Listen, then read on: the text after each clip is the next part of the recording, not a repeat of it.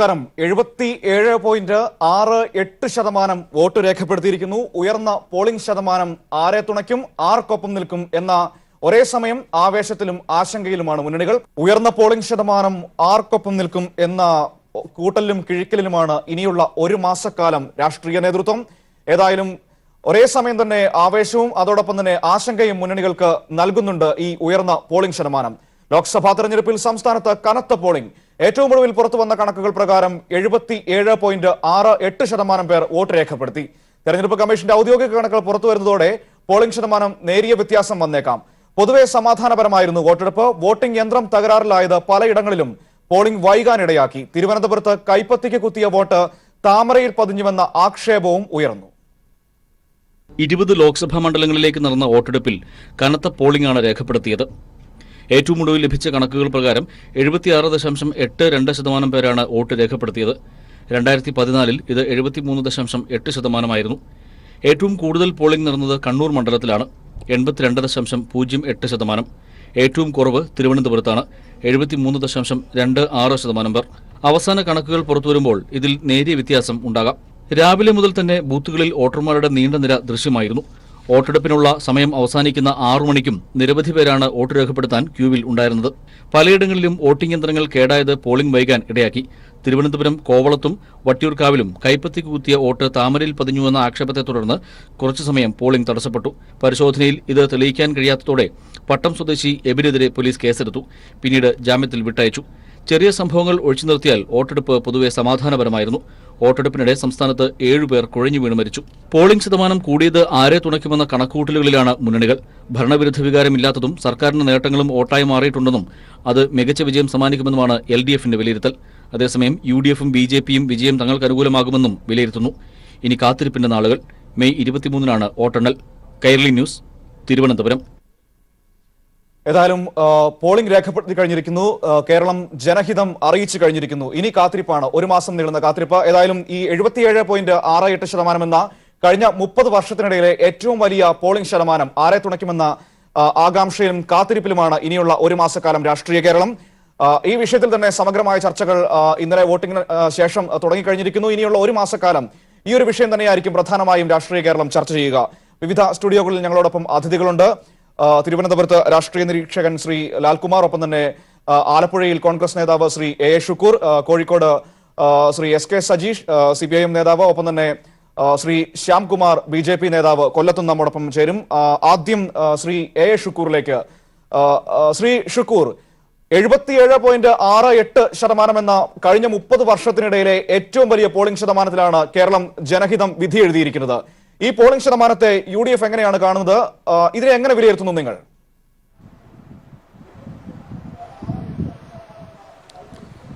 ഈ പോളിംഗ് ശതമാനം കേരളത്തിൽ പ്രത്യേകിച്ച് UDFന് അനുകൂലമായ ഒരു ട്രെൻഡ് ഉണ്ടാക്കിയിട്ടുണ്ട്. അതായത് നമുക്ക് മനസ്സിലാക്കാൻ കഴിയുന്നത്, ഒരു മതേതര ഗവൺമെന്റ് നമ്മുടെ രാജ്യത്തുണ്ടാകണം എന്ന അതിയായ ആഗ്രഹം വോട്ടർമാരുടെ മനസ്സിലുണ്ട്. അതുകൊണ്ട് തന്നെ ആ വോട്ടർമാർ അതിരാവിലെ മുതൽ എന്തു ത്യാഗം സഹിച്ചും ഏത് തരത്തിലുള്ള പ്രതിസന്ധികളെ അതിജീവിക്കും അവർ വോട്ട് ചെയ്യാൻ എത്തി എന്നുള്ളതാണ് സത്യം. നമ്മൾ കണ്ടു, സാധാരണഗതിയിൽ വോട്ടർമാർ ക്യൂ നിൽക്കുമ്പോൾ വളരെ നേരം ക്യൂവിൽ നിൽക്കേണ്ടി വരുമ്പോൾ ഒരുപാട് അസ്വസ്ഥതകൾ കാണിക്കുകയും തിരിച്ചു പോവുകയും ചെയ്യുന്ന സംഭവങ്ങൾ പതിവാണ്.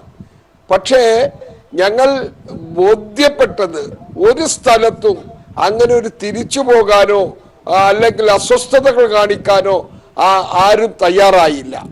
മണിക്കൂറുകൾ എടുത്താണെങ്കിൽ പോലും ആ ക്യൂവിൽ നിന്ന് വോട്ട് ചെയ്യുന്ന ഒരു രീതി ഉണ്ടായിട്ടുണ്ട്.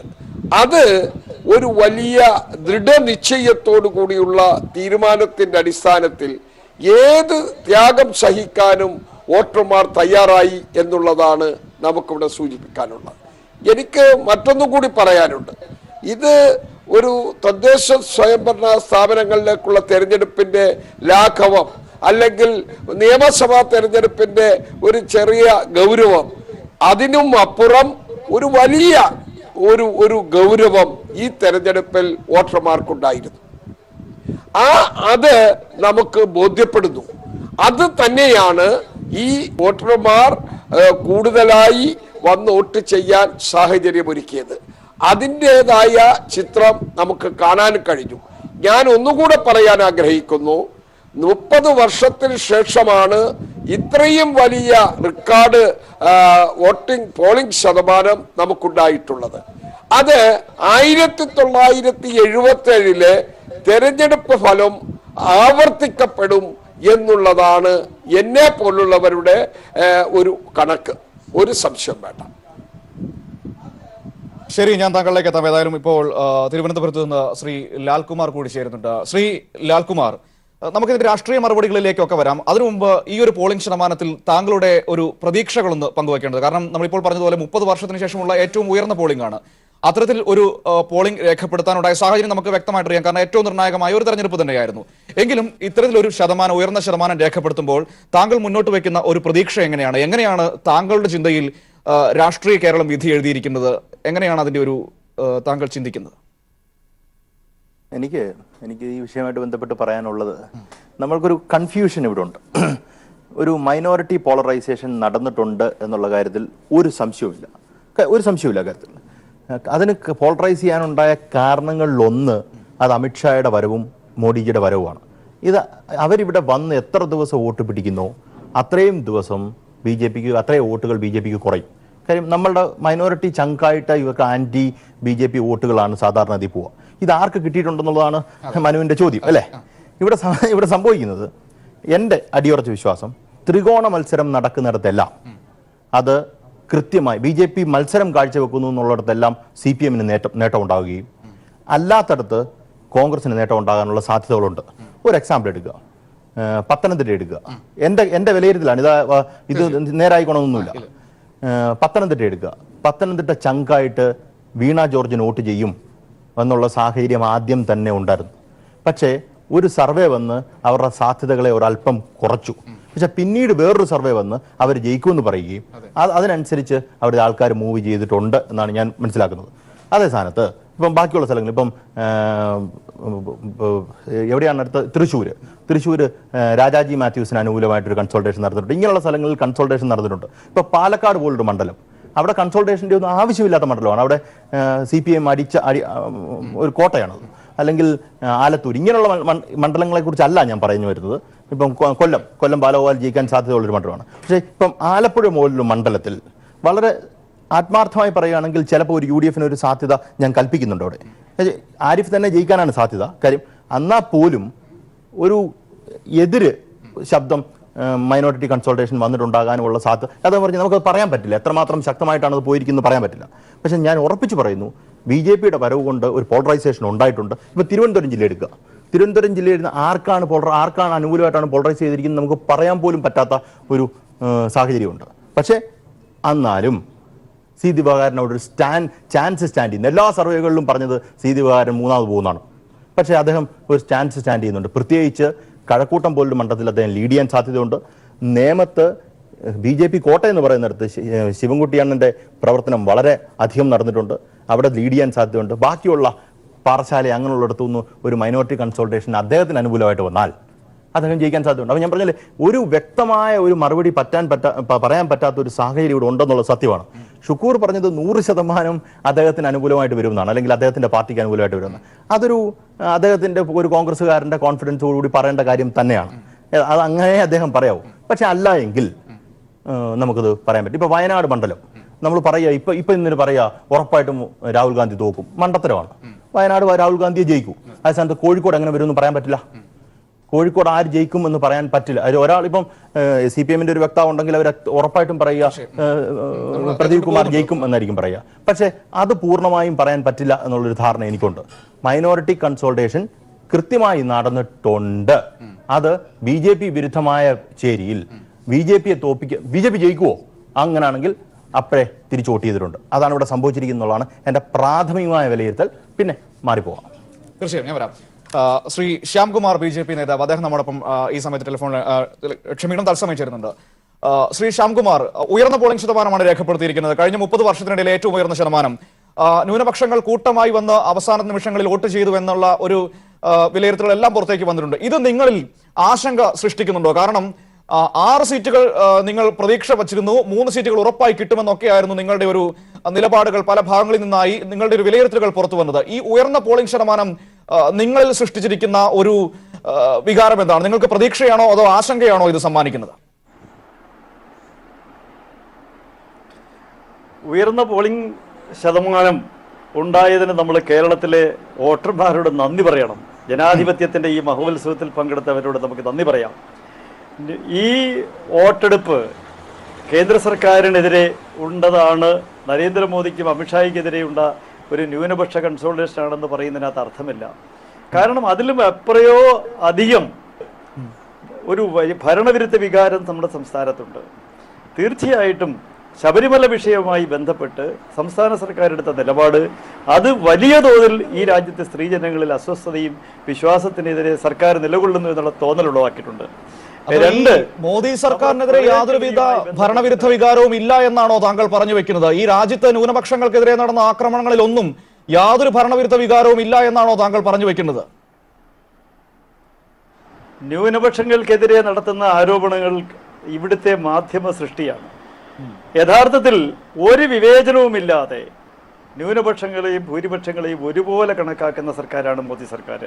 അതുകൊണ്ട് ഈ ഇവിടെ ഭയാശങ്കകൾ മാധ്യമങ്ങൾ കൊന്നതായിരിക്കും അല്ലേ ശ്രീ ശ്യാംകുമാർ?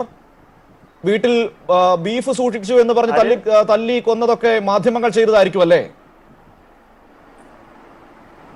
വീട്ടില് ബീഫ് സൂക്ഷിച്ചെന്ന് പറഞ്ഞിട്ടാണോ ഈ പറയുന്ന കാസർഗോഡ് 2 ചെറുപ്പക്കാരെ CPM കൊന്നത്? ഈ രാജ്യത്ത് ഒരുപാട് കൊലപാതകങ്ങൾ നടന്നിട്ടുണ്ട്. അതിൻ്റെയൊക്കെ കണക്കെടുത്തു കഴിഞ്ഞാൽ അതിനൊക്കെ എന്തെങ്കിലുമൊക്കെ കാരണങ്ങളുണ്ടാകും. ഇതിനൊക്കെ നരേന്ദ്രമോദിയാണ് ഉത്തരവാദി എന്ന് പറയുന്ന CPMന്റെ കണ്ണ് ഈ രാജ്യത്തെ ന്യൂനപക്ഷ വിഭാഗങ്ങളെ ഭീതിയിലാഴ്ത്തി നരേന്ദ്രമോദിക്കെതിരെ ചിന്തിപ്പിക്കാൻ പ്രേരിപ്പിക്കുന്ന മാധ്യമ ഗൂഢാലോചനയുടെ ഫലമാണ് ഇത്തരം വാർത്തകൾ പുറത്തു വരുന്നത്. ഇന്നലെ തന്നെ ഉണ്ടായ ഒരു സംഭവം പറയാം. തിരുവനന്തപുരത്ത് ഒരാളുടെ വോട്ട് ചെയ്തപ്പോൾ അത് താമരയ്ക്ക് വീണു എന്ന് പറഞ്ഞിട്ട് ആരോപണം ഉന്നയിച്ചു. അത് പരിശോധിക്കേണ്ടത് ഇലക്ഷൻ കമ്മീഷനാണ്. പക്ഷേ ഈ വാർത്ത ഇന്നലെ ബോംബെയിൽ ശരത് പവാറും അതുപോലെ നമ്മുടെ ചന്ദ്രബാബു നായിഡും അതുപോലുള്ള പ്രതിപക്ഷ നേതാക്കന്മാർ ഏറ്റുപിടിച്ചിരിക്കുകയാണ്. വോട്ട് ചെയ്താൽ മുഴുവൻ താമരയ്ക്ക് വീഴും. എന്ത് അസംബന്ധവും പറഞ്ഞുകൊണ്ട് ജനങ്ങളെ തെറ്റിദ്ധരിപ്പിക്കുന്ന പ്രതിപക്ഷ രാഷ്ട്രീയ കക്ഷികളെ സംബന്ധിച്ചോളം അവരുടെ അവസാനത്തെ കച്ചിത്തുരുമ്പാണ് ന്യൂനപക്ഷ വിഭാഗങ്ങൾക്കെതിരെ നടക്കുന്ന, അവരെ രാജ്യത്തിൻ്റെ പൊതുധാരയിൽ നിന്ന് മാറ്റി നിർത്തി ഈ രാജ്യത്തിനെതിരെ ചിന്തിക്കാൻ പ്രേരിപ്പിക്കുന്ന ഇടതുപക്ഷത്തിൻ്റെ കുതന്ത്രം, കോൺഗ്രസിൻ്റെ കുതന്ത്രം അത് ഈ രാജ്യത്തെ ജനങ്ങൾ മനസ്സിലാക്കിയിട്ടുണ്ട്. ഈ തെരഞ്ഞെടുപ്പിൽ ജനങ്ങൾ അത്യാഹ്ലാദപൂർവ്വം വോട്ടെടുത്തിട്ടുണ്ടെങ്കിൽ അത് ഭരണവികാരം മുഖ്യമന്ത്രി പിണറായി വിജയന്റെ ധാർഷ്ട്യത്തിന് കനത്ത തിരിച്ചടി നൽകണമെന്നുള്ള ഒരു വലിയ വികാരം ഈ തെരഞ്ഞെടുപ്പിൽ പ്രതിഫലിച്ചിട്ടുണ്ടെന്നാണ് BJP വിശ്വസിക്കുന്നത്. ശരി, ഞാൻ താങ്കളിലേക്ക് വരാം. എനിക്ക് അതിന്റെ രാഷ്ട്രീയ മറുപടികൾ എല്ലാ ഭാഗങ്ങളിൽ നിന്നും ലഭിക്കേണ്ടതുണ്ട്. അതിനു മുമ്പ് ഉയർന്ന പോളിംഗ് ശതമാനത്തിനെ കുറിച്ച് CPMന്റെ വിലയിരുത്തൽ കൂടി നമുക്ക് അറിയേണ്ടതുണ്ട്. ശ്രീ SK സജീഷ് നമ്മോടൊപ്പം കോഴിക്കോട് നിന്ന് ചേരുന്നുണ്ട്. ശ്രീ SK സജീഷ്, 30 വർഷത്തിന് ശേഷമുള്ള ഏറ്റവും ഉയർന്ന പോളിംഗ് ശതമാനത്തിലേക്ക് എത്തുന്നു, 77.68%. ഈ ഉയർന്ന പോളിംഗ് ശതമാനത്തിൽ CPM പങ്കുവയ്ക്കുന്ന അല്ലെങ്കിൽ കാത്തിരിക്കുന്ന ഒരു പ്രതീക്ഷ എന്താണ്? ഉയർന്ന പോളിംഗ് ശതമാനം നിങ്ങളെ ഏത് രീതിയിൽ തുണയ്ക്കുമെന്നാണ് നിങ്ങൾ കരുതുന്നത്? ഒരുപക്ഷെ കഴിഞ്ഞ നിയമസഭാ തെരഞ്ഞെടുപ്പിൽ ഏകദേശം 77% വോട്ട് രേഖപ്പെടുത്തിയിരുന്നു. അന്ന് 91 സീറ്റോടെ അധികാരത്തിലെത്താൻ ഇടതുമുന്നണിക്ക് കഴിയുകയും ചെയ്തിരുന്നു. അപ്പോൾ അത്തരത്തിലുള്ള സാഹചര്യങ്ങളൊക്കെ ഉള്ളതുകൊണ്ട് ഇടതുമുന്നണിക്ക് ഇത് അനുകൂലമാകുമെന്ന പ്രതീക്ഷയാണോ CPM മുന്നോട്ട് വയ്ക്കുന്നത്?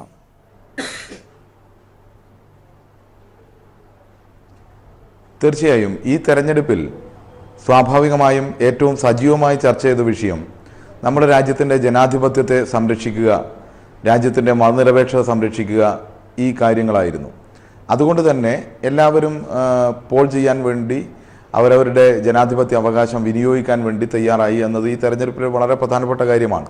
പിന്നെ പേഴ്സൻറ്റേജിൻ്റെ കാര്യത്തിൽ പേഴ്സൻറ്റേജ് കൂടുന്നതുകൊണ്ട് ഏതെങ്കിലും രീതിയിൽ ആർക്കെങ്കിലും മുന്നേറ്റം അല്ലെങ്കിൽ ഏതെങ്കിലും രീതിയിൽ കുറവാണ് എന്ന് നമുക്ക് ഈ ഒരു ഘട്ടത്തിൽ അനുമാനിക്കാൻ സാധ്യമല്ല. നമുക്ക് മുൻപേ ഉള്ള ലോക്സഭാ തെരഞ്ഞെടുപ്പിൻ്റെ തന്നെ ചരിത്രം പരിശോധിച്ചാലും അതറിയാമല്ലോ.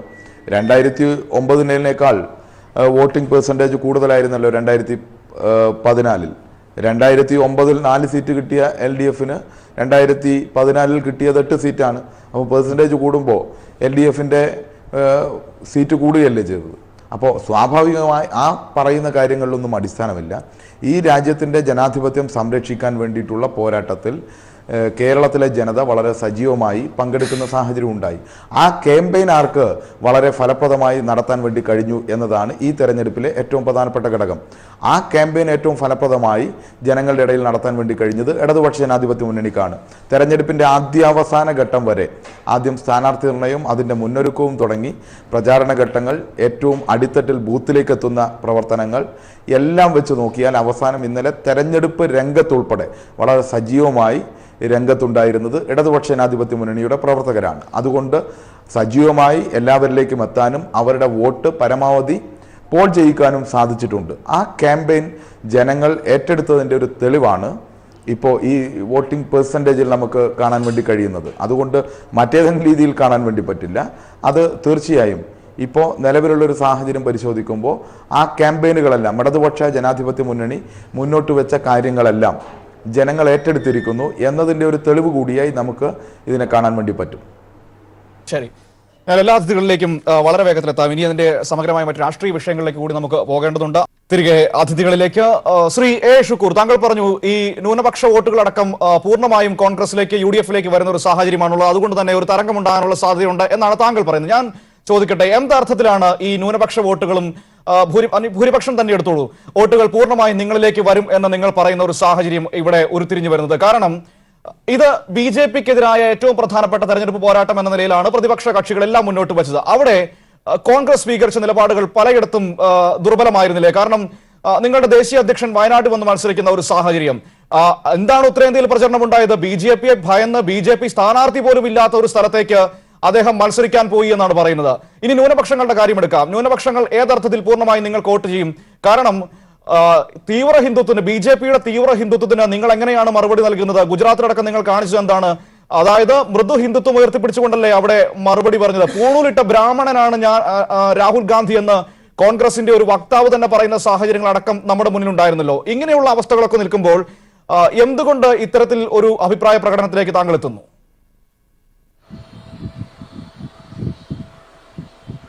അല്ല, ഞങ്ങൾ യാഥാർത്ഥ്യമാണ് പറയുന്നത് സുഹൃത്തെ. ഞങ്ങൾ പറയുന്നത് മുഴുവൻ യാഥാർത്ഥ്യങ്ങളാണ്. ആ യാഥാർത്ഥ്യം എന്ത് എന്നുള്ളത് ജനങ്ങൾക്ക് മനസ്സിലാകുകയും ചെയ്തിട്ടുണ്ട്. ഞാനൊന്ന് പറയട്ടെ, നരേന്ദ്രമോദി സർക്കാരിനെതിരായി ഒരു ബദൽ ഗവൺമെന്റ് ഉണ്ടാക്കാൻ കഴിയുന്ന നേതാവ് രാഹുൽ ഗാന്ധിയാണ് എന്നുള്ളത് വ്യക്തമായ ഒരു തെരഞ്ഞെടുപ്പാണിത്. രാഹുൽ ഗാന്ധിയുടെ നേതൃത്വത്തിലുള്ള ഒരു മതേതര ഗവൺമെന്റ് ഉണ്ടാകും.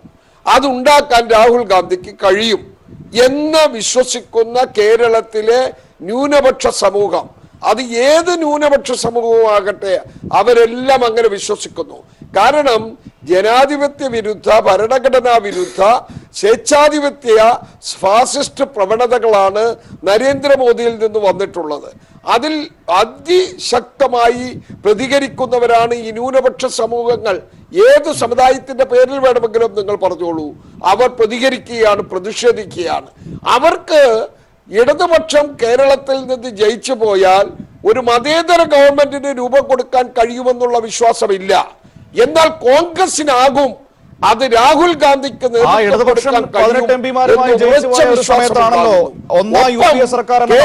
സങ്കല്പത്തിന്റെ ഏറ്റവും പ്രധാനപ്പെട്ട ഒരു സർക്കാർ രൂപീകരിച്ചത്. ഞാനൊന്ന് പറയുന്നത് കേൾക്കൂ. ഞാനൊന്ന് പറഞ്ഞോട്ടെ, ഞാനൊന്ന് പറയുന്നതൊന്ന് പൂർത്തീകരിക്കാൻ സമയം തരൂ. ശരി ശരി, പറയുന്നത് പൂർത്തിയാക്കാനുള്ള അവസരം തരൂ. ഞാൻ പറയട്ടെ, എന്നിട്ട് നിങ്ങൾ പറഞ്ഞോളൂ. ഞാൻ മറുപടി പറയാം. അപ്പോൾ വയനാട്ടിലേക്ക് മത്സരിക്കാൻ വന്ന രാഹുൽ ഗാന്ധിയിൽ വിശ്വാസം ഇരട്ടിച്ചു. പ്രത്യേകിച്ച് സംസ്ഥാനത്തെ മുഴുവൻ വോട്ടർമാരുടെ ഇടയിലും ഒരു വിശ്വാസമുണ്ടായി. അത് രണ്ട് കാരണങ്ങളുണ്ട്. ഒന്ന്, നരേന്ദ്രമോദിയുടെ ന്യൂനപക്ഷ വിരുദ്ധ പ്രവർത്തനങ്ങൾ. രണ്ട്, കേരള ഗവൺമെന്റ് എടുത്തിട്ടുള്ള ശബരിമല വിഷയവുമായി ബന്ധപ്പെട്ടിട്ടുള്ള ആചാര അനുഷ്ഠാനങ്ങളിലും വിശ്വാസികളോടൊപ്പം നിൽക്കാത്ത നടപടി. അതിൽ അതിശക്തമായ പ്രതിഷേധം ഈ തെരഞ്ഞെടുപ്പിൽ വോട്ടർമാർ പ്രകടിപ്പിച്ചിട്ടുണ്ട്. ആ വോട്ട് ഒരു സംശയവും വേണ്ട, BJP-യേക്കാൾ കൂടുതലുള്ള വിശ്വാസ്യത ഹൈന്ദവ സമൂഹത്തിന് കോൺഗ്രസിനോടൊപ്പം ഉണ്ടായി. കാരണം കോൺഗ്രസിന്റെ പഴയ നിലപാടും ഇപ്പോഴത്തെ നിലപാടും കേരളത്തിൽ ഒന്നാണ് എന്നവർക്ക് ബോധ്യപ്പെട്ടു. അത് ആ മേഖലകളിലും വോട്ട് വന്ന് ചെയ്യാനുള്ള പ്രേരക ശക്തിയായി അത് മാറി. അതിന്റെ അർത്ഥം ഈ പോളിംഗ് ശതമാനം വർദ്ധിച്ചതിന്റെ വളരെ വ്യക്തമായ മുൻതൂക്കം UDF ലഭിക്കാൻ പോകുകയാണ്. അത് എത്ര നിങ്ങൾ കണക്ക് കൂട്ടിയാലും അത് മാറ്റിയെടുക്കാൻ കഴിയുമെന്ന് തോന്നുന്നില്ല. എങ്ങനെ നിങ്ങൾ അപഗ്രഥിച്ചാലും. പ്രിയപ്പെട്ട ലാൽകുമാർ ചില കണക്ക് പറഞ്ഞു. എൻ്റെ രാഷ്ട്രീയ പ്രവർത്തനത്തിന്റെ ഭാഗമാണ് ഞാൻ അഭിപ്രായം പറഞ്ഞത്, പൊതുബോധത്തിന്റെ അടിസ്ഥാനത്തിലല്ല. ഞാൻ പൊതുബോധത്തിന്റെ അടിസ്ഥാനത്തിൽ പറയുന്നു, ഈ തെരഞ്ഞെടുപ്പിൽ വിശ്വാസി സമൂഹം UDFന് അനുകൂലമായി വോട്ട് ചെയ്തിരിക്കുന്നു. അത് ഭൂരിപക്ഷം ഭാഗം. ന്യൂനപക്ഷം ഞാൻ നേരത്തെ പറഞ്ഞതിന്റെ ഭാഗമായും വോട്ട് ചെയ്തിരിക്കുന്നു. പിന്നെ രണ്ടാമത്തെ നിങ്ങൾ ചോദിച്ച ഒരു ചോദ്യത്തിന് ഉത്തരം കൂടി ഞാൻ പറയാം. രാഹുൽ ഗാന്ധി ഭയന്ന് കേരളത്തിലേക്ക് മത്സരിക്കാൻ വന്നു എന്നാണ് നിങ്ങൾ പ്രചരിപ്പിച്ചത്, അല്ലെങ്കിൽ ഇടതുപക്ഷം പ്രചരിപ്പിച്ചത്, അല്ലെങ്കിൽ BJP പ്രചരിപ്പിച്ചത്. നോക്കൂ, രാജ്യത്തെ AICC പ്രസിഡന്റന്മാരുടെ എല്ലാ ലോക്സഭാ തെരഞ്ഞെടുപ്പുകളിലും മിക്കവാറും ഇന്ദിരാഗാന്ധി ആണെങ്കിലും രാജീവ് ഗാന്ധി ആണെങ്കിലും അല്ലെങ്കിൽ സോണിയാഗാന്ധി ആണെങ്കിലും ഇപ്പോൾ രാഹുൽ ഗാന്ധി ആണെങ്കിലും 2 നിയോജകമണ്ഡലങ്ങളിൽ മത്സരിച്ചിട്ടുണ്ട്. വിശിഷ്യ തെക്കേ ഇന്ത്യ അല്ലെങ്കിൽ വടക്കേ ഇന്ത്യ. അത് ബോധം. പിന്നെ ഗുജറാത്തില് എന്താ പൂണൂലിട്ട ബ്രാഹ്മണൻ. ഏതായാലും രാഹുൽ ഗാന്ധിക്ക് ഒരു വിശ്വാസം ഉണ്ടല്ലോ. ആ വിശ്വാസം എന്താണെന്ന് വയനാട്ടിലും ബോധ്യപ്പെട്ടല്ലോ. ആ വിശ്വാസം, ആ ആചാരം അനുഷ്ഠാനങ്ങളിൽ വിശ്വസിക്കുന്ന ഒരാൾ അത് തുറന്നു പറയണ്ടേ? അത് തുറന്നു പറയും. അതുകൊണ്ട് ന്യൂനപക്ഷ പ്രീണനം നടത്തിയില്ല, മധു ഹിന്ദുത്വമാണ് നടത്തിയത് എന്ന ഭാഷ്യം ഇതെല്ലാം ജനങ്ങൾക്ക് ബോധ്യപ്പെടും. ആ ബോധ്യപ്പെടലിന്റെ അടിസ്ഥാനത്തിൽ യാഥാർത്ഥ്യം അവർക്ക് തിരിച്ചറിഞ്ഞു, അതിന്റെ അടിസ്ഥാനത്തിൽ വോട്ട് ചെയ്തിരിക്കുന്നു എന്നുള്ളതാണ് ഞങ്ങളുടെ കണക്കുകൂട്ടൽ, ഞങ്ങളുടെ പ്രതീക്ഷ. അത് അതിഗംഭീരമായ വിജയം കേരളത്തിൽ UDFന് ഉണ്ടാകാൻ പോവുകയാണ്. ഞാൻ ചോദിക്കട്ടെ, താങ്കൾ പറഞ്ഞു ഇന്ദിരാഗാന്ധിയും രാജീവ് അടക്കമുള്ളവരൊക്കെ ഇത്തരത്തിൽ ദക്ഷിണേന്ത്യയിലും ഉത്തരേന്ത്യയിലായിട്ട് മത്സരിച്ചു. അതൊക്കെ ഞാൻ സമ്മതിക്കുന്നു, നമ്മൾ അതിനെയൊന്നും എതിർക്കുന്നില്ല. ഞാൻ ചോദിക്കുന്നത് അതല്ല. അന്നത്തെ സാഹചര്യങ്ങളിൽ നിന്ന് വ്യത്യസ്തമാണ് ശ്രീ ഷുക്കൂർ ഇപ്പോഴത്തെ സാഹചര്യം. ഞാൻ പറയാതെ തന്നെ താങ്കൾക്ക് അറിയാമല്ലോ, ഇവിടെ ഏറ്റവും ശക്തമായ ഒന്നാമത്തെ ശത്രുമായി മുന്നിൽ നിർത്തുന്നത് BJP ആണ്. ആ BJPയെ കോൺഗ്രസിന്റെ അധ്യക്ഷൻ നേരിട്ട് എതിർക്കാതെ അദ്ദേഹം BJPയുടെ ഒരു സ്ഥാനാർത്ഥി പോലും ഇല്ലാത്ത BDJS ആണ് അവിടെ മത്സരിക്കുന്നത്. ഇല്ലാത്ത ഒരു സ്ഥലത്ത് വന്ന് മത്സരിക്കുന്നതിന്റെ സാങ്കത്യമാണ് തുടക്കം മുതൽ തന്നെ ചോദ്യം ചെയ്യപ്പെട്ടത്. മറ്റൊന്ന് താങ്കൾ പറഞ്ഞു, ഇടതുപക്ഷത്തിന് വോട്ട് ചെയ്യുന്നതിനെ കുറിച്ചുള്ള കാര്യങ്ങൾ പറഞ്ഞു. ഇതേ ഇടതുപക്ഷം 19 സീറ്റുമായി അല്ലെങ്കിൽ 18 സീറ്റുമായി ഇവിടുന്ന് ജയിച്ചുപോയ കാലഘട്ടത്തിലാണ് ഒന്നാമത്തെ UPA സർക്കാർ എന്ന ഏറ്റവും പ്രധാനപ്പെട്ട ഒരു സർക്കാർ ഇവിടെ രൂപീകൃതമായത്. അതിനെക്കുറിച്ച് താങ്കൾക്ക് പറയാനില്ല. അപ്പോൾ രാഹുൽ ഗാന്ധി എവിടെ നിന്നാണെങ്കിലും മത്സരിച്ചോട്ടെ, നമുക്കൊരു വിഷയമേ അല്ല. പക്ഷെ ഞാൻ ചോദിക്കുന്നത്, പ്രിയങ്ക ഗാന്ധി പറഞ്ഞല്ലോ ഞാൻ നരേന്ദ്രമോദിക്കെതിരെ വാരണാസിയിൽ നിന്ന് മത്സരിക്കാൻ തയ്യാറാണ് എന്ന്. ആ ഒരു ധൈര്യമല്ലേ, അല്ലെങ്കിൽ അത്തരത്തിൽ മുന്നിൽ നിന്ന് നയിക്കേണ്ട ഒരു നായകനെയല്ലേ കാണേണ്ടത്? അതിനു പകരം BJPക്കെതിരെ മത്സരിക്കാൻ വേണ്ടി BJP ഇല്ലാത്ത സ്ഥലത്ത് വന്ന് കാൻഡിഡേറ്റ് ആയി നിൽക്കുന്നതാണോ താങ്കൾ ഈ പറയുന്ന AICCയുടെ അധ്യക്ഷൻ ചെയ്യേണ്ട ഏറ്റവും ധീരകൃത്യം? അതാണോ നമ്മൾ കണക്കിലാക്കേണ്ടത്? അതല്ല. അതിനകത്ത് നിങ്ങൾ കാണേണ്ടത്, കോൺഗ്രസിന്റെ നേതൃത്വത്തിൽ ഒരു ഗവൺമെന്റ് ഉണ്ടാകണമെങ്കിൽ കോൺഗ്രസ് ഏറ്റവും വലിയ ഒറ്റക്കക്ഷിയായി മാറണം ഈ തെരഞ്ഞെടുപ്പ് ഫലത്തിൽ. അങ്ങനെ മാറാൻ കഴിയണമെന്നുണ്ടെങ്കിൽ 3 സംസ്ഥാനങ്ങളിലെ കോൺഗ്രസിന്റെ അംഗബലം ഒന്ന് കൂട്ടാൻ കഴിയും വയനാട്ടിൽ മത്സരിച്ചാൽ. അതെവിടെയൊക്കെ? ഒന്ന് കർണാടക, ഒന്ന് കേരളം, ഒന്ന് തമിഴ്നാട്. തമിഴ്നാട് ഞങ്ങളുടെ ചിത്രം മോശമാണ്.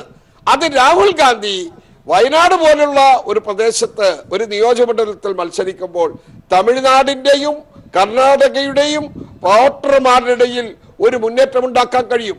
മാത്രവുമല്ല, രാഹുൽ ഗാന്ധിയുടെ മത്സരം കേരളത്തിൽ നിന്നാകുമ്പോൾ കേരളത്തിൽ പ്രധാനമന്ത്രിയാകാൻ സാധ്യതയുള്ള ഒരു നേതാവ് മത്സരിക്കുന്നു എന്നുള്ള ഒരു ആവേശം, ഒരു ഉണർവ്, ഒരു മുന്നേറ്റം ഞങ്ങളുടെ പ്രവർത്തകരുടെ ഇടയിലും സാമാന്യ ജനങ്ങളുടെ ഇടയിലും വോട്ടർമാരുടെ ഇടയിലും അത് രാഷ്ട്രീയ ബോധം ഇല്ലാത്തവരുടെ ഇടയിലും നിഷ്പക്ഷമതികളുടെ ഇടയിലും ഉണ്ടാക്കുമെന്ന കാര്യത്തിൽ സംശയം വേണ്ട. അത് ഞങ്ങളുടെ അംഗബലം വർദ്ധിപ്പിക്കും. ആ അംഗബലം കോൺഗ്രസിൻ്റെത് ലോക്സഭയിൽ വർദ്ധിക്കുമ്പോഴാണ് കോൺഗ്രസ് ഒറ്റക്കക്ഷിയായി ഏറ്റവും വലിയ കക്ഷിയായി മാറുന്നത്. അതിന് ഗുണകരമാകുന്ന ഒരു സാഹചര്യം കേരളത്തിലുണ്ട്, കർണാടകയിലുണ്ട്, തമിഴ്നാട്ടിലുമുണ്ട്. അതാണ് ഞങ്ങൾ ഫലപ്രദമായി ഈ തവണ പ്രവർത്തിക്കാൻ അത്തരത്തിലൊരു തീരുമാനമെടുക്കുന്നത്. അല്ലാതെ ആരെയും ദുർബലപ്പെടുത്താനല്ല. BJP സത്യത്തിൽ പൂർണ്ണമായി അങ്ങനെ ഇല്ലാത്ത സ്ഥലമാണ് എന്നല്ല. BJPക്ക് ഒരു മുന്നേറ്റം ഉണ്ടാകാൻ സാധ്യത കൂടി കാണുന്നുണ്ട്. അവർ പല രീതിയിലും ആചാരങ്ങളെയും അനുഷ്ഠാനങ്ങളെയും വിശ്വാസ പ്രമാണങ്ങളെയും ഇതൊരു അവസരമാണ്, സുവർണാവസരമാണ്, അത് മുതലാക്കണം എന്ന ചിന്ത വന്നു. അങ്ങനെ ചിന്ത വന്നാൽ ആ ചിന്തക്കനുസരിച്ച് പ്രവർത്തിക്കാനുള്ള അവസരമുണ്ടാകാതിരിക്കാൻ നിഷ്പക്ഷമതികളുടെ ഇടയിലും സാധാരണക്കാരായ വോട്ടർമാരുടെ ഇടയിലും അതോടൊപ്പം തന്നെ രാഷ്ട്രീയ ബോധമുള്ള വോട്ടർമാരുടെ ഇടയിലും രാഹുൽ ഗാന്ധിയെ പോലുള്ളൊരു നേതാവ് കേരളത്തിൽ മത്സരിക്കുമ്പോൾ അവരുടെ അതിനു മുമ്പ് തന്നെ നമ്മുടെ അതിഥികളിലേക്ക് പോകും മുമ്പ് തന്നെ വളരെ വേഗത്തിൽ ഒരു ഇടവേളയിലേക്ക് പോകേണ്ടതുണ്ട്. അതിനുശേഷം തിരികെ എത്താം. ചെറിയൊരു ഇടവേള. അതിഥികൾ ദയവായി തുടരുക. വളരെ വേഗം നിങ്ങളിലേക്ക് എത്തും. ശ്രീ SK സജീഷ്, ഇവിടെ കോൺഗ്രസ് പ്രകടിപ്പിക്കുന്ന പ്രധാനപ്പെട്ട ആത്മവിശ്വാസങ്ങളിൽ ഒന്ന് ഈ ഉയർന്ന പോളിംഗ് ശതമാനം, 2 രാഹുൽ ഗാന്ധിയുടെ വരവടക്കമുള്ള കാര്യങ്ങൾ. ഇതൊക്കെ അവർക്ക് അനുകൂലമായിട്ട് വലിയൊരു തരംഗമുണ്ടാക്കുമെന്നാണ് അവർ പറയുന്ന പ്രധാനപ്പെട്ട കാര്യം. കാരണം രാഹുൽ തരംഗമുണ്ടാകുമെന്ന് തന്നെയാണ് പ്രധാനപ്പെട്ട കോൺഗ്രസ് നേതാക്കളെല്ലാം പറയുന്നത്. നിങ്ങൾ ഉയർത്തിവെച്ച രാഷ്ട്രീയ പ്രചരണത്തിന് ഈ പറയുന്ന കാര്യങ്ങളെ മറികടക്കാൻ കഴിഞ്ഞിട്ടുണ്ടോ? കാരണം ഏറ്റവും ആദ്യം സ്ഥാനാർത്ഥികളെ പ്രഖ്യാപിക്കുകയും അതിനനുസരിച്ച് ശക്തമായ പ്രചരണം, നേരത്തെ താങ്കൾ പറഞ്ഞതുപോലെ ഏറ്റവും അടിത്തട്ടിൽ മുതൽ നടത്താൻ കഴിഞ്ഞ ആത്മവിശ്വാസം ഇടതുമുന്നണിക്കുണ്ട്. ഈ പറയുന്ന കാര്യങ്ങളെയൊക്കെ മറികടക്കാൻ നിങ്ങളുടെ ഈ പ്രചരണ രീതികൾക്ക്, രാഷ്ട്രീയമായ മറുപടികൾക്ക് കഴിയുമെന്ന് നമുക്ക് ഈ ഘട്ടത്തിൽ വിലയിരുത്താൻ കഴിയുമോ ശ്രീ SK സജീഷ്?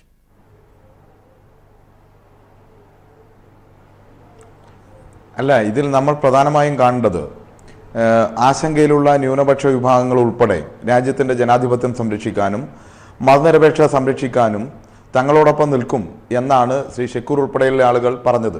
പക്ഷേ ഈ തെരഞ്ഞെടുപ്പിൻ്റെ പ്രചാരണത്തിൻ്റെ എല്ലാ ഘട്ടത്തിലും നമ്മൾ കണ്ടതെന്തായിരുന്നു? ഓരോ ദിവസവും കോൺഗ്രസിൽ നിന്ന് BJPയിലേക്ക് പ്രധാന നേതാക്കന്മാർ മാറിപ്പോകുന്ന കാഴ്ച നമ്മൾ കണ്ടു. AICCയുടെ വക്താക്കൾ ഉൾപ്പെടെ ഇന്ന് വന്ന് AICCക്ക് വേണ്ടി സംസാരിക്കുന്ന ആൾ നാളെ BJPയിലേക്ക് പോവുകയാണ്. BJPയുടെ കേന്ദ്രത്തിൽ നോക്കിയാൽ കോൺഗ്രസിൽ നിന്നുള്ള ഒരു ഒഴുക്ക് ദിവസവും കാണുമായിരുന്നു. അതിന് മറുപടി പറയാൻ വേണ്ടി തന്നെ വലിയ സമയം UDFന് ചെലവഴിക്കേണ്ടി വന്നു.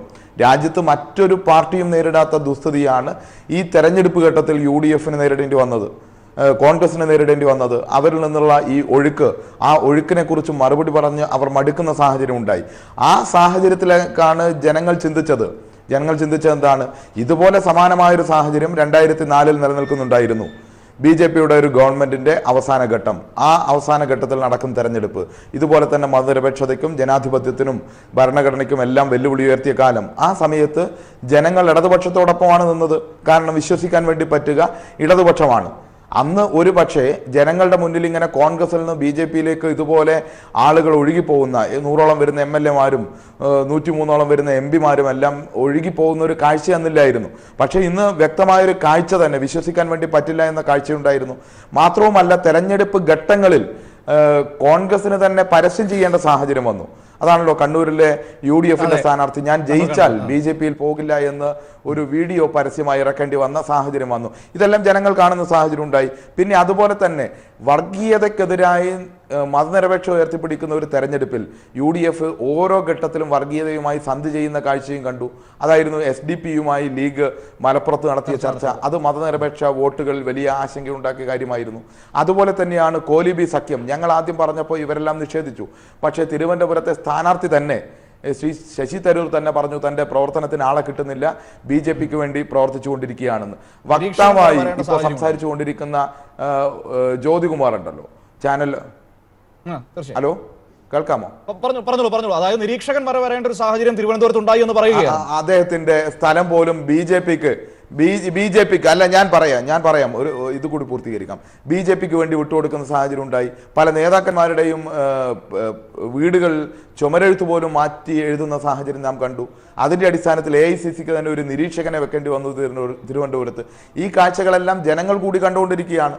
മാത്രവുമല്ല, കോൺഗ്രസിനെ വിശ്വാസമില്ല എന്ന് പറഞ്ഞുകൊണ്ട് കൊല്ലത്തെ UDF സ്ഥാനാർത്ഥി ഒരു ഷാഡോ ടീമിനെ വെച്ചു എന്ന് ഈ തെരഞ്ഞെടുപ്പിന്റെ ഘട്ടത്തിലാണ് വരുന്നത്.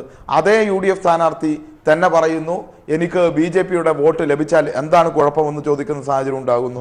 ഇങ്ങനെ ഓരോ ഘട്ടത്തിലും നമുക്ക് കാണാൻ വേണ്ടി പറ്റും. അതിനിടയിലാണ് ഏറ്റവും ഗുരുതരമായ രീതിയിൽ ഇവരുടെ സ്ഥാനാർത്ഥിയായ കോഴിക്കോട് ശ്രീ MK രാഘവൻ, അദ്ദേഹം ഏറ്റവും വ്യക്തമായി കോഴ ആവശ്യപ്പെടുന്നതും തെരഞ്ഞെടുപ്പിനെ തന്നെ അട്ടിമറിക്കാൻ ശ്രമിക്കുന്നതുമായ വീഡിയോ പ്രചരിക്കുകയും അത് അദ്ദേഹത്തിനെതിരെ കേസെടുക്കുന്ന സാഹചര്യം വന്നു.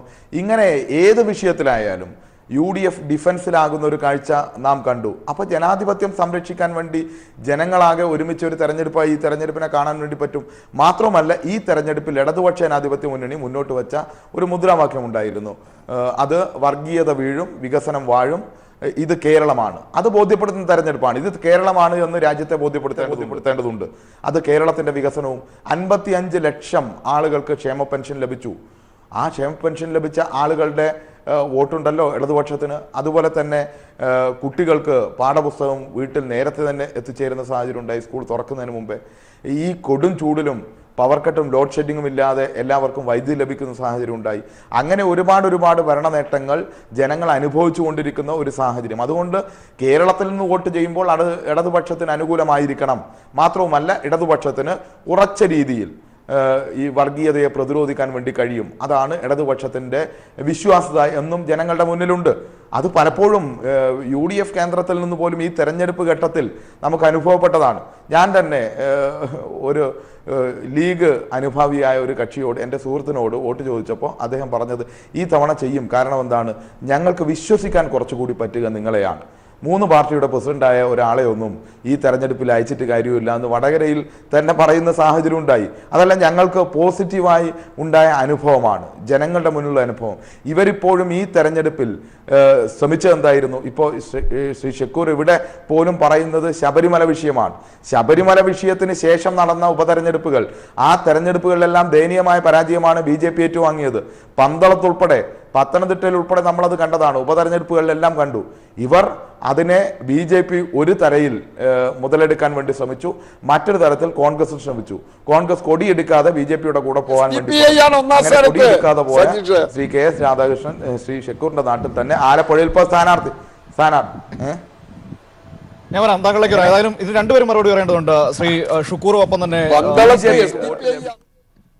ഞാൻ വരാം. ഷുക്കൂർ, താങ്കൾക്ക് അവസരം തരാം. ഞാൻ താങ്കളിലേക്ക് വരാം. ശ്രീ ശ്യാംകുമാറിലേക്ക് കൂടി നമുക്ക് പോകേണ്ടതുണ്ട്. അദ്ദേഹം കുറച്ച് സമയമായി നമ്മോടൊപ്പം ചേർന്നിട്ട് അദ്ദേഹത്തോട് എത്തിയിട്ട് കുറച്ച് സമയമായി. ശ്രീ ശ്യാംകുമാർ, അതായത് വിശ്വാസം, ആചാരം എന്നതിനൊക്കെ അപ്പുറത്തേക്ക് സാധാരണ മനുഷ്യന്റെ ജീവിതത്തെ ബാധിക്കുന്ന എന്തെങ്കിലും പ്രശ്നങ്ങൾ നിങ്ങൾക്ക് ഈ ഒരു തെരഞ്ഞെടുപ്പിൽ മുന്നോട്ട് വയ്ക്കാൻ കഴിഞ്ഞോ? നിങ്ങൾ ഇവിടെ അമിത്ഷായെ അടക്കമുള്ളവരെ കൊണ്ടുവന്ന് വലിയ റാലികളും കാര്യങ്ങളും ഒക്കെ നടത്തിയല്ലോ. ആ പ്രചരണങ്ങളിലൊക്കെ നിങ്ങൾക്ക് നമ്മുടെ സാധാരണക്കാരന്റെ ജീവിത നിലവാരം നിശ്ചയിക്കുന്ന ഏതെങ്കിലും വിഷയങ്ങളിൽ വോട്ട് അഭ്യർത്ഥിക്കാൻ ഇവിടെ കഴിഞ്ഞിട്ടുണ്ടോ?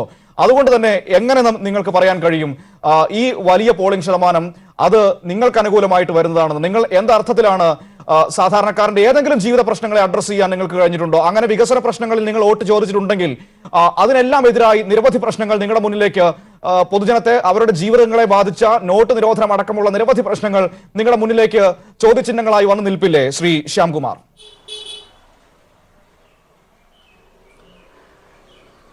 തീർച്ചയായിട്ടും ഈ ചോദ്യത്തിന് മറുപടി പറയുന്നതിന് മുമ്പ് ബഹുമാനനായ ഷുക്കൂർ ഉന്നയിച്ച ഒരു വിഷയമുണ്ട്. അദ്ദേഹം കോൺഗ്രസിന്റെ ചരിത്രം പാടെ മറന്നുകൊണ്ടാണ് സംസാരിക്കുന്നത്. 1975 അടിയന്തരാവസ്ഥ പ്രഖ്യാപിച്ച് ഈ രാജ്യത്തെ മുഴുവൻ ജനാധിപത്യ സംവിധാനങ്ങളെയും കാൽക്കീഴിലാക്കിയ ഫാസിസ്റ്റ് ഏകാധിപതിയായ ഒരു ഭരണകർത്താവ് ഈ രാജ്യത്തുണ്ടായത് ശ്രീമതി ഇന്ദിരാഗാന്ധിയാണ്. നമ്മൾ മറന്നുപോയിട്ടില്ല. അതുപോലെ തന്നെ ഡൽഹിയിൽ ടർക്ക്മാൻ ഗേറ്റിൽ അടക്കം നമുക്കറിയാമല്ലോ, സഞ്ജയ് ഗാന്ധി നടത്തിയ ക്രൂരമായ സാധാരണക്കാരോടുള്ള ആക്രമണം, പ്രത്യേകിച്ച് മുസ്ലിം ചെറുപ്പക്കാരെ മുഴുവൻ കൂട്ടത്തോടെ പിടിച്ചു വന്ധ്യംകരണം നടത്തിയത് നാട് മറന്നിട്ടില്ല. സിഖ് വിരുദ്ധ കലാപത്തിൽ ആയിരക്കണക്കിന് സിഖുകാരെ കൂട്ടക്കൊല ചെയ്ത കോൺഗ്രസ്സുകാര് ഇന്ന് പുതിയ മതേതര വേഷവും ഇട്ട് രംഗത്ത് വന്നിരിക്കുകയാണ്.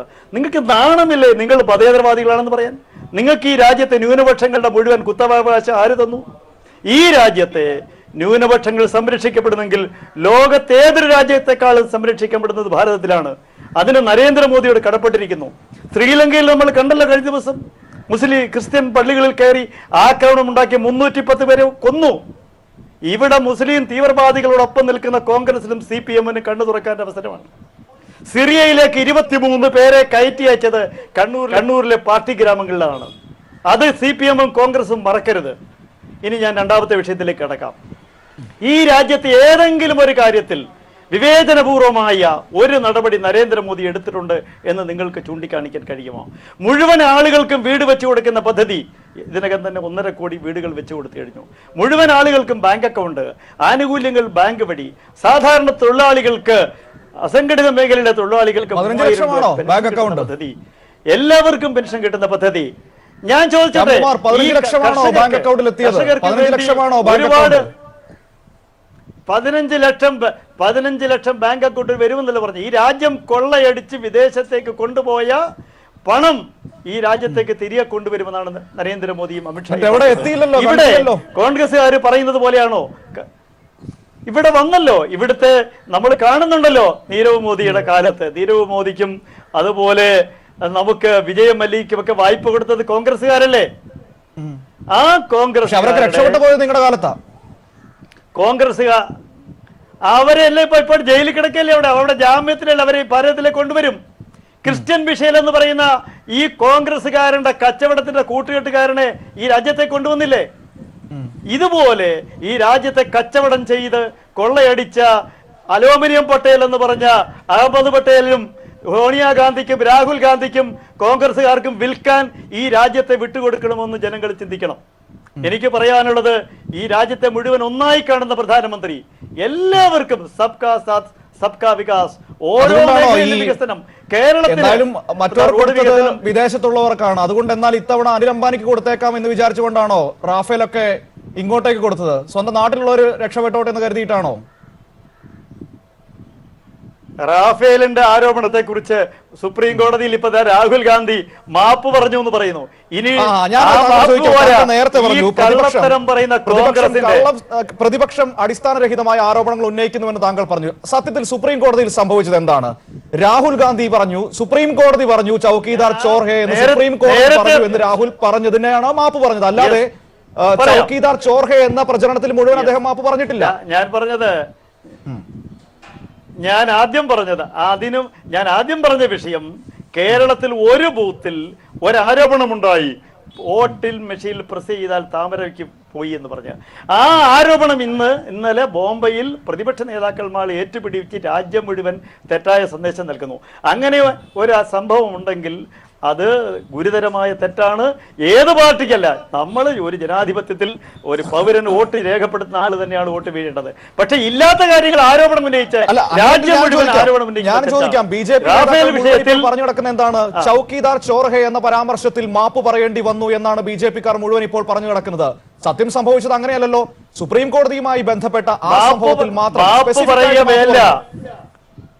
അങ്ങനെ തന്നെയാണ്. സ്പെസിഫിക് ആയിട്ട് മാപ്പ് പറയല്ല. ഇനി മാനനഷ്ട കേസിൽ അകത്ത് പോകേണ്ടി വരും. ആരാ ഈ രാഹുൽ ഗാന്ധി, ആരാ സോണിയാഗാന്ധി? എല്ലാവർക്കും അറിയാമല്ലോ, ഡെക്കാൻ ഹെറാൾഡ് കേസിൽ 5000 കോടി രൂപ മോഷ്ടിച്ചതിന് ജാമ്യത്തിൽ നിൽക്കുകയാണ് ഇവര്. ഈ രാജ്യത്തെ ന്യൂനപക്ഷങ്ങളെ ഇളക്കി വിടാൻ പാടില്ല. ന്യൂനപക്ഷങ്ങൾ, മുസ്ലിം സമുദായം BJP-ക്കൊപ്പമാണ് ഇന്ന് ഭാരതത്തിൽ. 1 ലക്ഷം ഹജ്ജ് തീർത്ഥാടനം 2 ലക്ഷമായിട്ട് ഉയർത്തിയത് BJP സർക്കാരല്ലേ? ഈ രാജ്യത്തെ ട്രിപ്പിൾ തലാക്ക് നിയമം മൂലം നിരോധിക്കാൻ തീരുമാനമെടുത്തു. ലോകസഭയിൽ പിന്തുണ നൽകിയ കോൺഗ്രസ് എന്തുകൊണ്ട് രാജ്യസഭയിൽ മുസ്ലിം സ്ത്രീകൾക്കെതിരെ നിലപാടെടുത്തു?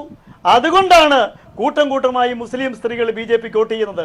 അവരുടെ ജീവിതം അതൊക്കെ നമുക്ക് മനസ്സിലാകും. ശ്രീ ശ്യാംകുമാർ, ഒരു സമുദായത്തിൽ മാത്രം വിവാഹമോചനം എന്ന പ്രശ്നം വരുമ്പോൾ അത് ക്രിമിനൽ കേസാകുന്നത് അല്ലെങ്കിൽ ക്രിമിനൽ കുറ്റമാകുന്ന കാര്യങ്ങളൊക്കെ നമുക്ക് മനസ്സിലാകും. മറ്റൊന്ന്, താങ്കൾ പറഞ്ഞ മറ്റൊരു കാര്യം എന്ന് പറയുന്നത് വ്യാജ പ്രചരണം. അതിന്റെ കാര്യങ്ങളും നമ്മളിപ്പോൾ പറഞ്ഞുകൊണ്ടിരിക്കുകയാണല്ലോ, എന്തൊക്കെ വ്യാജ പ്രചരണങ്ങൾ ഏത് മേഖലയിൽ നടക്കുന്നു എന്നുള്ളത്. മറ്റൊന്ന്, സ്വത്തിന്റെ കാര്യം പറഞ്ഞു. അങ്ങനെയാണെങ്കിൽ അമിത്ഷായുടെ മകന്റെ സ്വത്തിന്റെ ഇരട്ടിയുടെ കണക്കുകളൊക്കെ പുറത്തേക്ക് വന്നിരുന്നു. നമ്മുടെ ദോവലിന്റെ മകന്റെ കണക്കിന്റെ സ്വത്ത് ഇരട്ടിച്ചതൊക്കെ പുറത്തേക്ക് വന്നിരുന്നു. അങ്ങനെയുള്ള കാര്യങ്ങളൊക്കെ നിൽക്കുന്നു. ഞാൻ താങ്കളിലേക്ക് എത്താം. ശ്രീ ലാൽകുമാർ, ഒരുപക്ഷെ ഈ തെരഞ്ഞെടുപ്പ് പ്രചരണത്തിൽ ഏറ്റവും പ്രധാനപ്പെട്ട ദേശീയ കക്ഷി എന്ന നിലയിൽ കോൺഗ്രസിന് ഇവിടുത്തെ ജനകീയ പ്രശ്നങ്ങളെ അഡ്രസ് ചെയ്യാൻ വേണ്ടി കഴിഞ്ഞിട്ടുണ്ടോ? നമ്മൾ ഈ പറഞ്ഞതുപോലെ BJP-ക്കെതിരെ ഏറ്റവും പ്രധാനപ്പെട്ട പോരാട്ടം നടക്കുന്ന ഒരു സ്ഥലത്ത് അവർക്കെതിരെ തീവ്ര ഹിന്ദുത്വം പറയുന്നിടത്ത് മൃദു ഹിന്ദുത്വം എന്ന അവരുടെ ഈ സമീപനം എത്രമാത്രം വിലപ്പോകും കേരളം പോലൊരു സ്ഥലത്ത് എന്ന് നമുക്ക് കരുതാൻ കഴിയുമോ? മറ്റൊന്ന്, ഈ ആചാരം പോലുള്ള വിഷയങ്ങൾ, ആചാരം വിശ്വാസം പോലുള്ള വിഷയങ്ങളിൽ കോൺഗ്രസ് എടുത്ത ആ സമീപനത്തോട് എത്ര കണ്ട് യോജിക്കാൻ കഴിയും കേരളം പോലൊരു സമൂഹത്തിന്?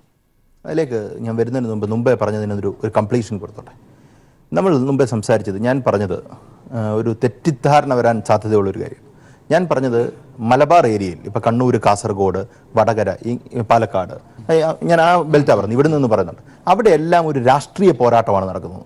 ആ രാഷ്ട്രീയ പോരാട്ടം നടക്കുന്ന എല്ലാ സ്ഥലത്തും ന്യൂനപക്ഷ ഏകീകരണത്തിനു വലിയ പ്രസക്തിയൊന്നുമില്ല. അത് സ്പ്ലിറ്റായി പരമാവധി വോട്ട് പോൾ ചെയ്യാനായിട്ടുള്ള ശ്രമം മാത്രമേ ഉള്ളൂ അവിടെ നടക്കുന്നത്. പക്ഷെ അതല്ലാതെ ഈ NSSന്റെ ഫാക്ടറായി വരുന്നിടം, NSS ഫാക്ടറായിട്ട് വരുന്നു, അങ്ങനെയുള്ള സ്ഥലങ്ങളാണ് നമ്മൾ ഈ പറയുന്ന ത്രികോണത്തിന്റെ ലോജിക്ക് ഞാൻ പറഞ്ഞത്. ത്രികോണം നിൽക്കുന്നിടത്ത് CPM വോട്ട് ചെയ്യാനുള്ള സാധ്യത ഉണ്ടെന്ന്.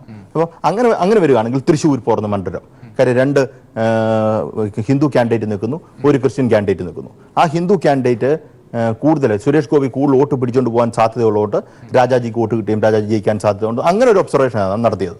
പിന്നെ എന്നോട് തന്നെ പലരും ചോദിച്ചൊരു കാര്യം, സുരേന്ദ്രനെ തോപ്പിക്കാൻ ആർക്ക് വോട്ട് ചെയ്യണം? ഇങ്ങനൊരു വികാരം അവിടെ ഉണ്ടായിരുന്നു, അതിന് സംശയിക്കേണ്ട കാര്യമില്ല. സുരേന്ദ്രനെയാണ് ഞങ്ങൾക്ക് തോപ്പിക്കേണ്ടത്, ആർക്ക് വേണം ഞങ്ങൾ വോട്ട് ചെയ്യാൻ തയ്യാറാണ് എന്ന് പറഞ്ഞൊരു സാഹചര്യം പത്തനംതിട്ടയിൽ ഉണ്ടായിരുന്നു എന്നുള്ളതാണ് ആദ്യത്തെ. അതിന്റെ കൂട്ടത്തിൽ ഷുക്കൂറിന് ഒരു മറുപടി അതുമായിട്ട് ബന്ധപ്പെട്ട്, ആന്റണി എന്ന് പറയുന്ന കോൺഗ്രസ് സ്ഥാനാർത്ഥിക്ക് വേണ്ടി അതിശക്തമായി ഒരു പ്രചരണവും അവിടെ നടത്തിയിട്ടില്ല. ഞാൻ പത്തനംതിട്ടക്കാരനാണ്. ആ ആന്റി ഫാസിസ്റ്റ് മൂവ്മെന്റ് അല്ലെ മോഡി ഭരണത്തിനെതിരെ പ്രതികരിക്കുന്ന ഒരു പാർട്ടി അവരുടെ പാർട്ടിയുടെ നോട്ടീസോ സ്ലിപ്പോ എങ്കിലും കൊണ്ടു കൊടുക്കണ്ടേ? അതുപോലും അവിടെ കൊണ്ടു കൊടുത്തിട്ടില്ല. അവിടെ ശക്തമായി വീണ ജോർജ് തന്നെയായിരുന്നു മത്സരത്തിലുണ്ടായിരുന്നത്. അതാ ഞാൻ ആ സർവേയുമായിട്ട് ബന്ധപ്പെട്ട കണക്ഷൻ ഞാൻ പിന്നെ അത് നേരത്തെ പറഞ്ഞിരുന്നു. അപ്പോൾ അവിടെ ഇവർ കൃത്യമായ ലാപ്സ് കോൺഗ്രസ് പാർട്ടിക്ക് ഉണ്ടായിട്ടുണ്ട്. തിരുവനന്തപുരത്തും ഇതേ രീതിയിൽ തന്നെ ലാപ്സ് കോൺഗ്രസിനുണ്ടായിട്ടുണ്ട്. വലിയ കക്ഷികൾ ഇടപെടേണ്ടതായിട്ടുള്ള സാഹചര്യം വന്നിട്ടുണ്ട്. ഇവർ ഈ ആന്റി ഫാസിസ്റ്റ് മൂവ്മെന്റ് BJP വിരുദ്ധം എന്നൊക്കെ പറഞ്ഞാലും രാഹുൽ ഗാന്ധി വന്നിട്ട് പോലും ഇവരുടെ വർക്ക് എന്താണ്? രാഹുൽ ഗാന്ധിയെ പോലെ AICC പ്രസിഡന്റ്, ഇത്രയും വർഷം ഒരു അധികാരനായി നിന്ന രാഷ്ട്രീയക്കാരൻ, അദ്ദേഹം കേരളത്തിൽ വന്ന് ആദ്യമായിട്ട് കേരളത്തിൽ വന്ന് മത്സരിച്ചിട്ട് പോലും ഇവരുടെ മെഷീനറി നേരെ വർക്ക് ചെയ്തില്ല എന്ന് പറഞ്ഞാൽ എന്താണ്? ഇപ്പൊ ആലപ്പുഴ വർക്ക് ചെയ്തിട്ടുണ്ട്, ഞാൻ അതിനകത്ത് എതിർക്കുന്നില്ല. പക്ഷേ തിരുവനന്തപുരത്ത് വർക്ക് ചെയ്തിട്ടില്ല, പത്തനംതിട്ട വർക്ക് ചെയ്തിട്ടില്ല, ഈ ത്രികോണം നടക്കുന്നിടത്ത് ഒരിടത്തും നേരെ വർക്ക് ചെയ്തിട്ടില്ല. അതന്നെ അങ്ങനെ സംഭവിക്കുന്നത്. അപ്പൊ ചുമ്മാ അത് ക്ലെയിംസ് ആണ്. രണ്ടാമത്തെ പോയിന്റ് അതാണ്. പിന്നെ ശ്യാംകുമാറിന് ഒരു മറുപടി. ശ്യാംകുമാർ പറഞ്ഞ ന്യൂനപക്ഷത്തിനെ മൊത്തത്തിൽ സപ്പോർട്ട് ചെയ്യുന്നത് BJP ആണെന്നാണ്. നമ്മൾ ഗുജറാത്ത് കലാപം കണ്ടതാണ്. ഗുജറാത്ത് കലാപം ഇന്ത്യ കണ്ടതാണ്. അതിൽ കൂടുതൽ മറുപടി അതിനകത്തില്ല. വേറെ അതിനകത്ത് പ്രത്യേകിച്ചൊന്നും പറയണമെന്ന് എനിക്ക് തോന്നുന്നില്ല. ഇവിടെ ഞാൻ അടിയുറച്ച് വിശ്വസിക്കുന്ന കാര്യം, ഇവിടെ രാഹുൽ ഗാന്ധിയുടെ ഒരു ഇഫക്റ്റ് ഉണ്ടായിട്ടില്ല. പക്ഷെ കേരളം ആകെ ഞാൻ പറഞ്ഞത്, ഇപ്പൊ വയനാട് മണ്ഡലത്തിൽ ഉണ്ടായിട്ടുണ്ടാകാം. വയനാട്ടിൽ നിന്ന് ബാക്കിയുള്ള അങ്ങോട്ടോ ഇങ്ങോട്ടോ ചെറിയ ചെറിയ പോക്കറ്റ്സുകൾ ഉണ്ടായിട്ടുണ്ടാകാം. പോക്കറ്റ്സ് അല്ല തരംഗം. തരംഗം എന്ന് പറഞ്ഞാൽ മൊത്തത്തിലുള്ള ഒരു വേവാണ്. അങ്ങനെ ഒരു വേവ് ഉണ്ടായിട്ടില്ല. അത് ഷുക്കൂർ പറഞ്ഞാൽ ഞാൻ സമ്മതിക്കില്ല. അത് ഷുക്കൂറിന് തന്നെ അറിയാം അങ്ങനെ അല്ലാന്ന്. അദ്ദേഹം പിന്നെ ഞാൻ നേരത്തെ പറഞ്ഞല്ലോ, കോൺഗ്രസ്സുകാരനായതുകൊണ്ട് അദ്ദേഹത്തിന് പറയാതിരിക്കാൻ പറ്റില്ല. പിന്നെ ഞാൻ നേരത്തെ ഒന്ന് സൂചിപ്പിച്ചതാണ് മോഡിയുടെ വരവും അമിത്ഷായുടെ വരവും. ആ അമിത്ഷായുടെ വരവും കൃത്യമായി അതിന്റെ കൂട്ടത്തിൽ കോൺഗ്രസ് ലാപ്സ് ഉണ്ടാക്കും. പത്തനംതിട്ട ജില്ലയിൽ ഒരുപാട് പേര് കോൺഗ്രസ് വോട്ടുകൾ BJPക്ക് മറിഞ്ഞിട്ടുണ്ട്. കോൺഗ്രസ് വോട്ടുകൾ എനിക്കറിയാവുന്ന കോൺഗ്രസ്സുകാർ BJPക്ക് വോട്ട് ചെയ്തിട്ടുണ്ട്. കാരണം അങ്ങനെ ഇവരുടെ വോട്ടുകളെ ഇവർക്ക് പിടിച്ചു നിർത്താൻ പറ്റാത്ത ഒരു സാഹചര്യം വരികയും, പിന്നെന്താ ഈ ആന്റി ഫാസിസ്റ്റ് മൂവ്മെന്റ്? നമ്മൾ വേറെ എന്തെങ്കിലുമൊക്കെ പറഞ്ഞിട്ട് കാര്യമില്ലല്ലോ.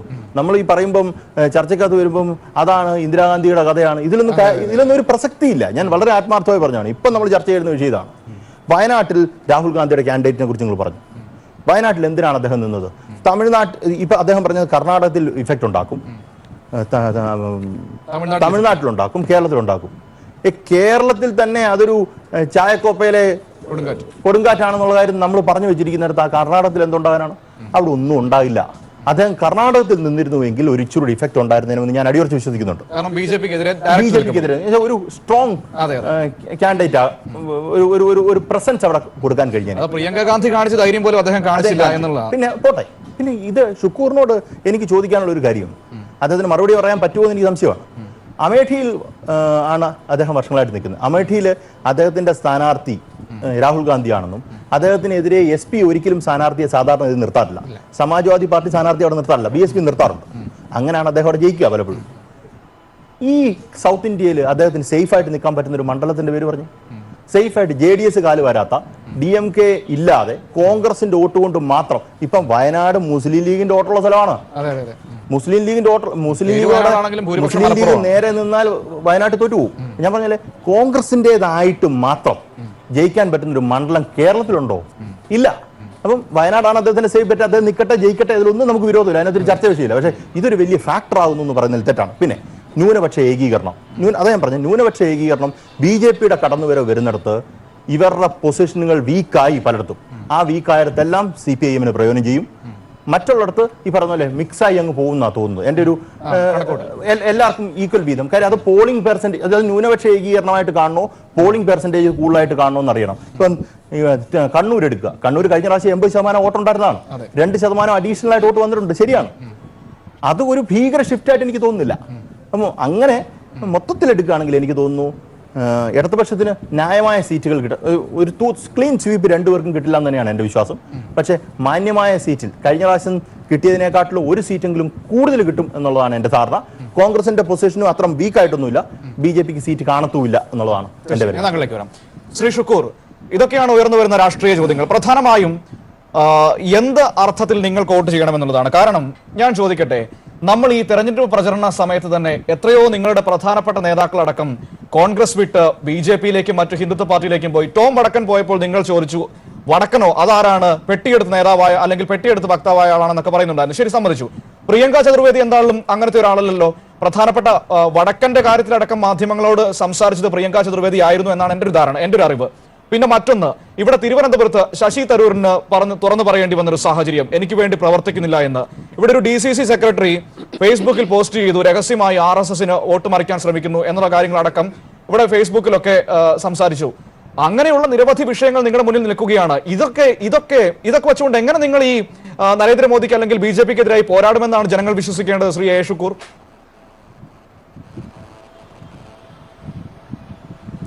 അല്ല സുഹൃത്തെ, ഇപ്പൊ നമ്മളെ പോളിംഗ് എല്ലാം കഴിഞ്ഞ് വ്യക്തമായി മാറി അതിന്റെ ചിത്രം ഓരോന്നും അനലൈസ് ചെയ്ത് വോട്ടിംഗ് ശതമാനത്തിന്റെ അടിസ്ഥാനത്തിൽ കാര്യങ്ങൾ നിശ്ചയിച്ചൊക്കെ പോകുന്നത്. ഇപ്പോഴെങ്കിലും യാഥാർത്ഥ്യങ്ങൾ തുറന്നു പറയുന്നതിന് തയ്യാറാകണം. ഞാൻ എന്തും അറിഞ്ഞ യാഥാർത്ഥ്യങ്ങളാണ് ഇവിടെ പറഞ്ഞിട്ടുള്ളത്. എന്താ സ്ഥിതി? സജീഷ് ഇവിടെ പറഞ്ഞു BJPയിലേക്ക് കോൺഗ്രസ്സുകാർ പോകും. BJPയിൽ നിന്ന് കോൺഗ്രസിലേക്ക് വന്ന എത്ര പ്രമുഖന്മാരുണ്ട്. ശത്രുഘ്നൻ സിൻഹയെ പോലെ, നവജ്യോത് സിദ്ധുവിനെ പോലെ, നമ്മുടെ യശ്വന്ത് സിൻഹയും മകൻ ജസ്പാൽ സിംഗിന്റെ മകൻ, ഇങ്ങനെ എത്രയോ നേതാക്കന്മാരുടെ. അതൊന്നും എന്താ സജീഷ് പറയാത്തെ? അബ്ദുള്ള കുട്ടിയെ പോലെ, സെൽവരാജിനെ പോലെ CPM എന്ന് കോൺഗ്രസിലേക്ക് വന്നവരെ കുറിച്ച് പറയാത്ത എന്ത്? എന്താ ഇതൊന്നും പറയാത്ത? യാഥാർത്ഥ്യങ്ങളൊക്കെ ഇതൊക്കെ മറച്ചു വെക്കുന്നതിന്റെ. ഇതുപോലെ പശ്ചിമ ബംഗാളിലെ CPM പാർട്ടി ഓഫീസ് സഹിതം ഏരിയ സെക്രട്ടറിമാരും പാർട്ടി DC മെമ്പർമാരും പൊളിറ്റ് ബ്യൂറോയുടെ ഉയർന്നു വരാൻ കഴിവുള്ള ലോക്കലായി പ്രവർത്തിക്കുന്ന നേതാക്കളും ഏരിയ കമ്മിറ്റി ഓഫീസും ലോക്കൽ കമ്മിറ്റി ഓഫീസും സഹിതം BJPയിലേക്ക് പോയത് നമുക്ക് ചൂണ്ടിക്കാണിക്കാമല്ലോ. എന്താ ഞങ്ങളൊന്നും പറയാത്ത?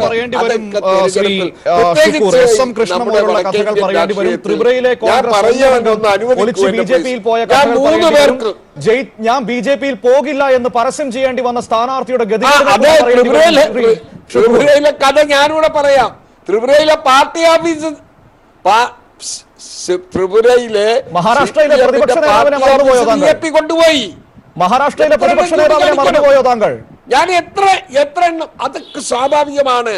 അതൊന്നും അങ്ങനെ സ്വാഭാവികമെന്ന് BJP കോൺഗ്രസ് പറഞ്ഞൊഴിയുന്നിടത്താണ് സാർ നിങ്ങളുടെ നേതാക്കൾ പിന്നെയും പറയട്ടെ എന്റെ സുഹൃത്തെ.